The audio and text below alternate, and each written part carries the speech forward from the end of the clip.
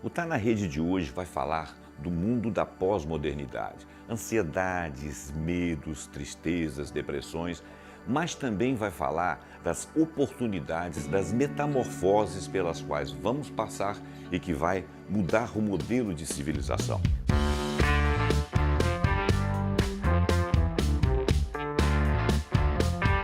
O ser humano é cometido de alguns tipos de sentimentos e emoções, algumas boas e algumas ruins.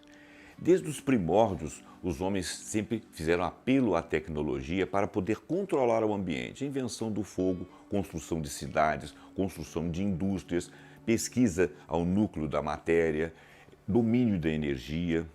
Na modernidade, ousamos crer que esse ser humano que tem origem nas lutas históricas, na cultura técnica e nas abordagens que inovaram a vida e o domínio sobre a realidade e a natureza, seria um outro humano, livre, emancipado de amarras religiosas, econômicas, ideológicas, sociais, familiares e que seria o condutor da sua própria história. Porém, que outro ser humano livre, emancipado é esse que não livrou o sujeito moderno das antigas amarras dos grandes conflitos e das grandes catástrofes?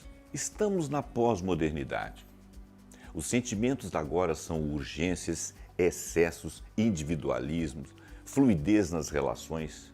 Frequentemente nós temos emoções que nos assaltam. Essas emoções podem nos adoecer? O estresse e a ansiedade são uma epidemia mundial. De acordo com o levantamento realizado pela Organização Mundial de Saúde, o estresse atinge cerca de 90% da população do mundo inteiro. Estamos falando de uma sociedade em um ritmo alucinante e que receio diferente, não tem certezas para o futuro, teme bandidos e terroristas, perseguições, mudanças climáticas, entre outros efeitos.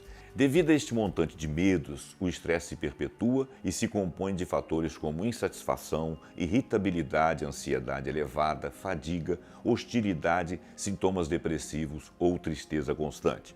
A OMS divulgou um relatório mostrando que os casos de transtorno de ansiedade subiram quase 15% em 10 anos. Pesam nesse cenário, dizem os especialistas, fatores socioeconômicos como pobreza e desemprego e ambientais, como o estilo de vida nas grandes cidades, além do excesso de tarefas que acumulamos ao longo dos anos.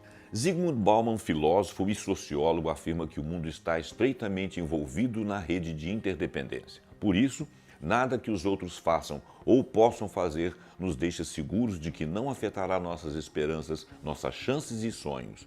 Nos tempos atuais, é comum discutir nossa nova condição de conectividade e interdependência universal e abrangente em termos de risco e consequências imprevistas. E perigos aparecem. A anormalidade é a norma e a incerteza também. As pessoas não deveriam se preocupar em vencer ou não qualquer situação de risco, porque talvez nunca chegaremos a enfrentá-las. A compreensão deste conceito diminui em muito a nossa ansiedade. O mundo de mudanças constantes, chamado por Bauman de mundo líquido, é uma espécie de irrealidade que nos são sugeridas. Um mundo de aparência, as ameaças quase nunca se configuram reais, mas nos são mostradas cotidianamente, principalmente pela mídia. Apesar da liberdade que a razão nos trouxe, nos proporcionou, existem no mundo atual fronteiras com relação à classe, profissão, maneira de viver, conviver, orientação sexual. Frederick Part, antropólogo norueguês, nos diz que justamente porque demarcamos fronteiras é que as diferenças emergem. Ora, nós somos diferentes, existimos porque somos diferentes. Mas por que nós temos essa obsessão de demarcar fronteiras? Zygmunt Bauman nos diz porque nós queremos encontrar um lugarzinho confortável, quente, que seja só nosso. O escritor italiano Ezio Mauro opina que no momento carecemos de agentes capazes de transformar uma concepção em cultura, uma tendência em movimento e gestos individuais em significância universal. Quais atitudes podemos tomar para reagirmos de forma a não tornar os medos e ansiedades coletivas em profecias de uma realidade futura?